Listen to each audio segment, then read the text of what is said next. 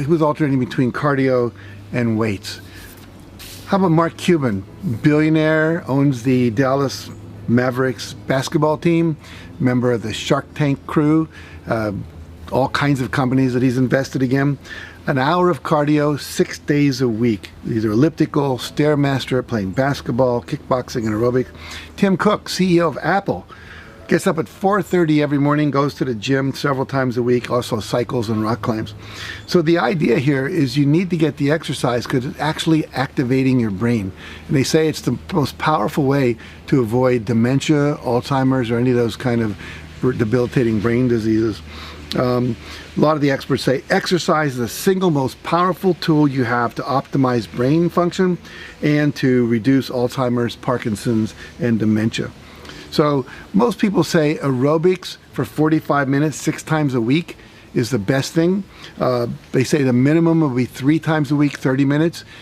You know, if you exercise for 30 minutes 3 times a week, it puts you in the top 1/10 of 1% of fitness in America.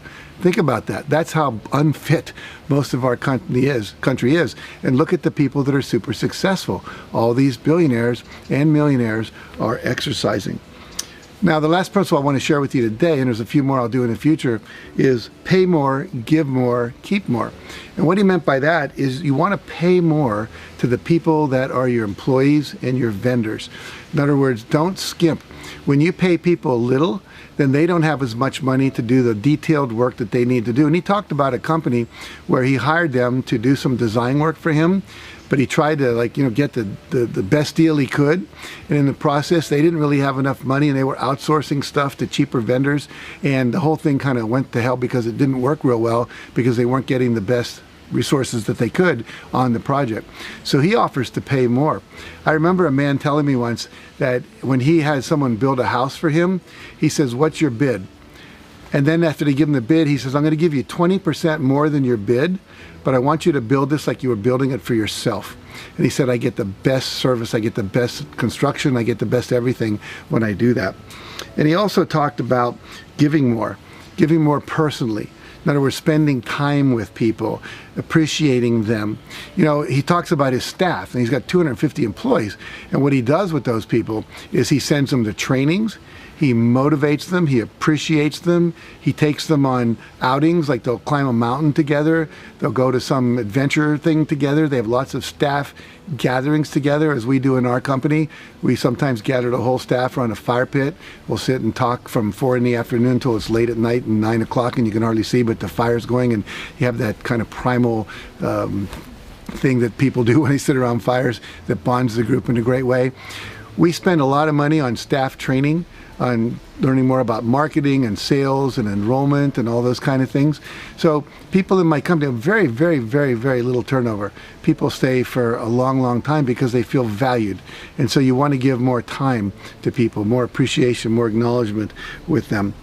And then the last thing is to keep more for yourself. He talks about how in his company, he mostly manages by cell phone and by text. And basically, he doesn't have to be there micromanaging everything. When you micromanage people, they feel like you don't trust them, and then they're not willing to take as many risks, and all the great breakthroughs occur with risks. And so make sure that you're keeping time for yourself to do the things that you want to do. One of my friends is a lawyer, and he went back, and I said, "I want you to take a free day every day where you don't go to work." And so he had started working from home, for one thing, and he started taking free days, which were midnight to midnight with no work-related activity. He found he had much more time when he wasn't responding to all the little fires in the office to think bigger picture. And that led to an acquisition and a merger with another law firm, which allowed him to practice many more forms of law than he was, and he's doubled his income as a result of that. So you want time for family, for your health, for vacations, for exercise, and things like that. And if you do that, then you're going to have more joy and actually more productivity. Research shows that entrepreneurs that take more time for themselves are actually more productive than people that are workaholics. So these are some more principles for success. I hope you find these useful. And in a future one of these videos, I'll tell you the rest of the ones that we didn't get to today. And so apply these, and we'll see you next time.